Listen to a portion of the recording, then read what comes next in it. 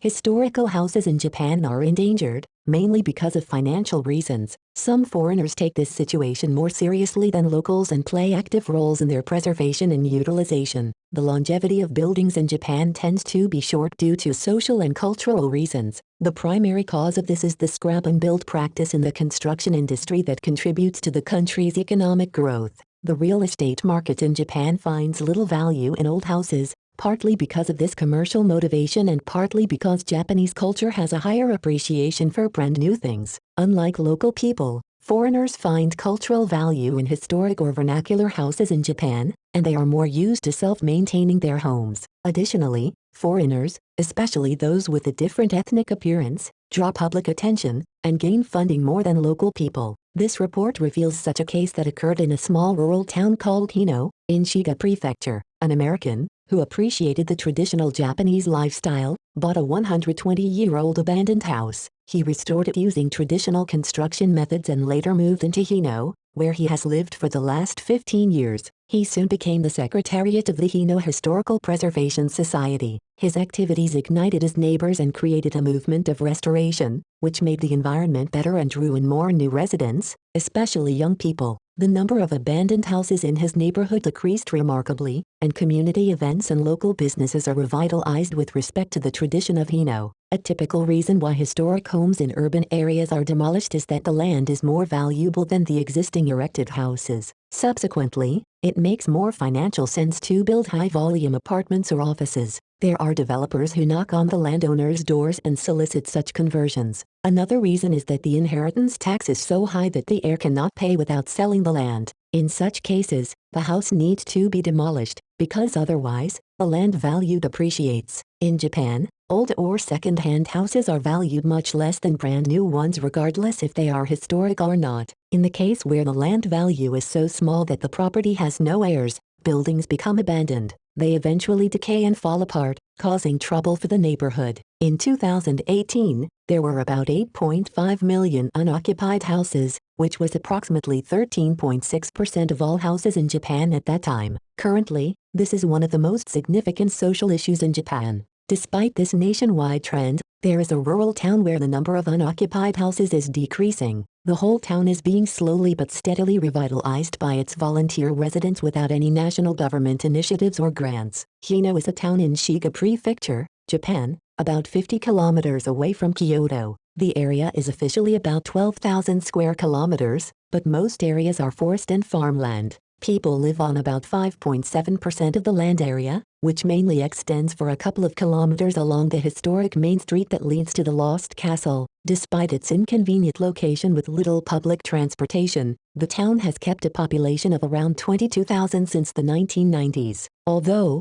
the residents are aging, like in other rural areas of Japan, there are less than 900 students and pupils, half of which go to school outside the town. The younger generation has moved out and gone to the big city seeking job opportunities, even though Hino was known for the success of its merchants. Only about half of the working people are doing so in the town, and the other half commute to other places. For a rural town, there is a relatively large group of foreigners living in Hino. As of January 2019, 527 non-Japanese residents were on record. More than 40% of the inhabitants are 217 Brazilians, which is by far the majority, followed by 115 Vietnamese, 47 Filipinos, 45 Koreans, and 39 Chinese. Those big groups may have come to Hino to work in the manufacturing industry in nearby cities, but the foreigners discussed in this article moved into Hino for different reasons. Hino has a culture of independence from authorities, which probably derived from its history. When many other towns became merged into cities through so-called Heisei municipal mergers that were led by the national government in 2000 to 2010, it stayed as a town. Hino has also had an entrepreneurial spirit. An example of this is their pioneering actions in hosting groups of pupils from big cities for farming experiences, which have become popular in many other areas of Japan.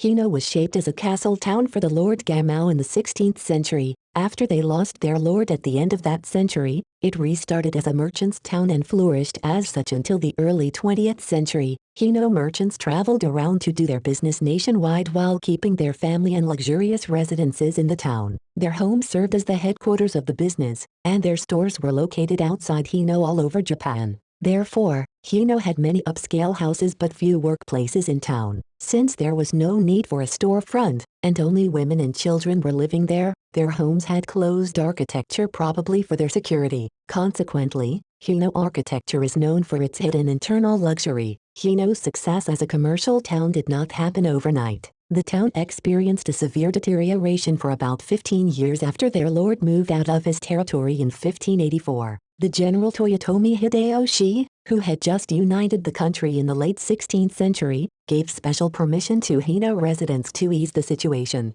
That permission included the right to travel to other places and an exemption from public services, which helped Hino merchants succeed as itinerant businessmen. They became wealthy and built the highest quality, elaborate, and durable buildings. Thanks to the wealthy residents who had plenty of exposure and contact with the outside world, Hino became a highly cultured town, despite its rural location. Nowadays, Hino residents still retain their culture of respect for their history and use this to educate their children. Regrettably, Hino was also unable to resist the nationwide trend of rapid economic growth and modernization that occurred in the 1960s. Likewise, with the so-called bubble economy and skyrocketing land prices that happened in the 1980s, many historic houses were lost. According to a survey by Korea, many Hino merchants' estates had remained in 1972, but most of them had disappeared by 1993. Currently, out of approximately 9,000 wooden houses in the town of Hino, each with different ownership records, there are less than 1,800 wooden houses that are made using traditional construction and built before 1950.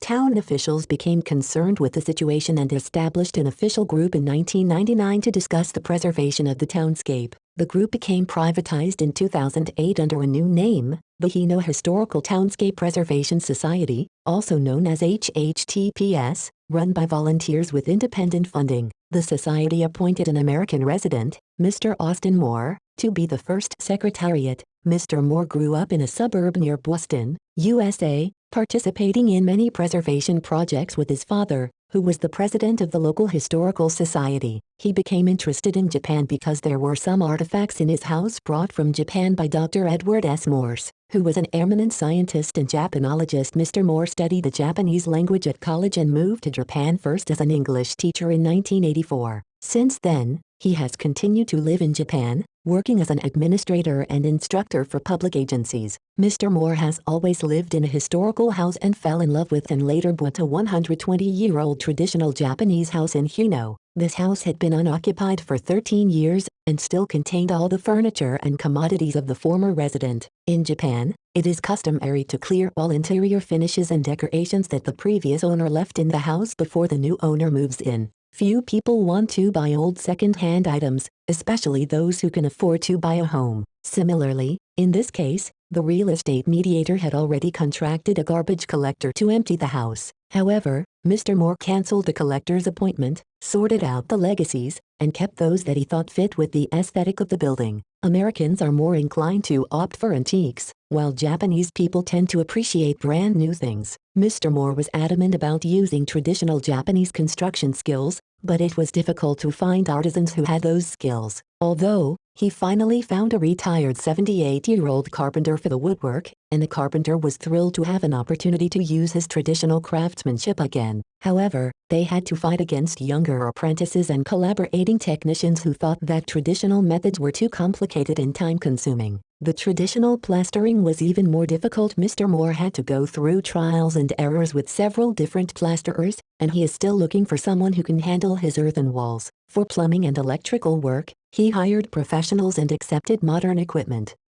Mr. Moore hired professionals only for traditional woodworking, plastering, grass mat flooring, plumbing, and electrical work, and he did the rest by himself. He replaced rice paper on 120 sliding doors, painted Kolkata on all exterior walls, and undertook all the gardening, except pruning the tall trees that were higher than 10 feet. The maintenance cost often becomes a financial burden on many historic homeowners, because nowadays the traditional techniques are rare and extremely expensive. The owner's self-maintenance skills, however, would reduce the problem, and it seemed more natural for Mr. Moore to spend his time and money taking care of his home. Most Americans understand responsibility and cost of maintenance, and Japanese people also benefited from learning this habit. Mr. Moore still spent 1.5 times more money on the restoration than on purchasing the house and land together, and his restoration project is still ongoing. Mr. Uchiyama, a real estate broker from Kyoto City who mediated this house to Mr. Moore, was another key person to the success of townscape preservation in Hino. Mr. Uchiyama only sells historic homes to responsible, well-mannered customers because he would lose his reputation if his buyer caused any trouble in the community.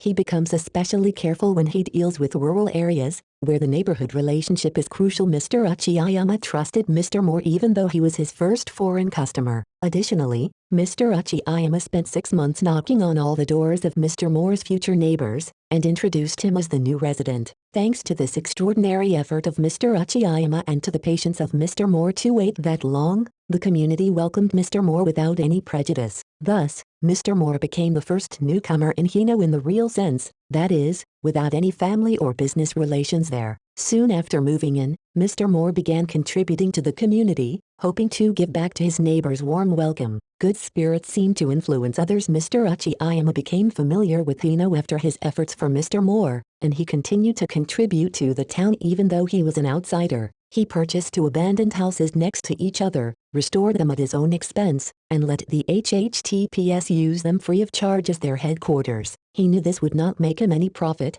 but he also believed in returning to society. After contributing to the town like this, he got further business opportunities in Hino and saved more historic houses from demolition. This business style is precisely the goal of merchants in this area, namely Senpouyoshi, which means 3-sided satisfaction. The seller, buyer, and the society are all happy. Good old-fashioned Americans also had a similar virtue of contributing to the society, which was perhaps the way Mr. Moore grew up. Mr. Fujiwara, the owner of an antique shop named Kakufukuen whose family originated from Hino, is another indispensable player in Hino. He bought and saved a historic estate that also had no heir. The town took it over and turned into a museum and restaurant, which are now run by the help of volunteer groups of homemakers in town. Later, Mr. Fujiwara bought another unoccupied historical house and sold it for a low price, on condition that the buyer ran it as a soba noodle restaurant while keeping the authenticity of the traditional construction. He found a buyer, and now the soba restaurant and cafe seems to be one of the most popular establishments in Hino. HHTPS maintains another historic property called Nishida Residence and uses it for local events. They hold a Rakugo, or Japanese comedy show, gathering every year, as well as a series of lectures to teach the traditional culture. They make enough revenue to at least cover the expense of holding these events, without depending on any financial support from the government. In 2017, HTTPS called for crowdfunding to restore the wooden wall with Sajiki Mado, which is a particular architectural element in Hino's townscape. The campaign ended successfully, and they received over 1 million Japanese yen, which is approximately $10,000, from 62 donators. The list of donators included many Westerners, probably thanks to Mr. Moore's connection. The effect from the publicity of his restoration projects also may have worked. Although HTTPS became privatized and financially independent, some town officials continue to cooperate with HTTPS's activities. Mr. Yasuda, one of the town officials, said Mr. Moore taught them the value of their heritage. Thanks to those volunteers' hard work, Hino has become revitalized, which has attracted new residents. 4 uninhabitable houses and 2 unoccupied houses were in Mr. Moore's neighborhood when he came to Hino in 2004, but they all gained residents now. More foreigners have also moved into Hino. Mr. Sean Chumiki from Poland moved into Hino in 2010, and Mr. Tom Vincent from the UK arrived in 2017. These 2 Europeans teamed up with a local liquor seller and started a brewing company in 2018, in collaboration with the traditional Hino festival. They distribute their beer nationwide, contributing to the promotion of Hino. Mr. Vincent moved into Hino to live in a historic Japanese house, which was again introduced by Mr. Uchiyama. In Hino, the American attitude of independence and self-responsibility fit into Hino's tradition of autonomy and self-reliance and woke up the town's potential. In contrast, Japanese people have tended to depend on public supports for historic preservation, though taxpayers do not understand the value of such assets. They also tend to believe that they must hire professionals for home maintenance, and as a result, neglect if they think it too expensive. However, for Americans, it is common to spend time and money to maintain their homes, and they do not mind expending when they couldn't afford it, for others' historic assets. Hino also had a culture of preserving its historic assets as well as supporting their artisans and cultural creators, made a story of fortunate synergy inspire those who faced with issues such as the aging society and unoccupied houses.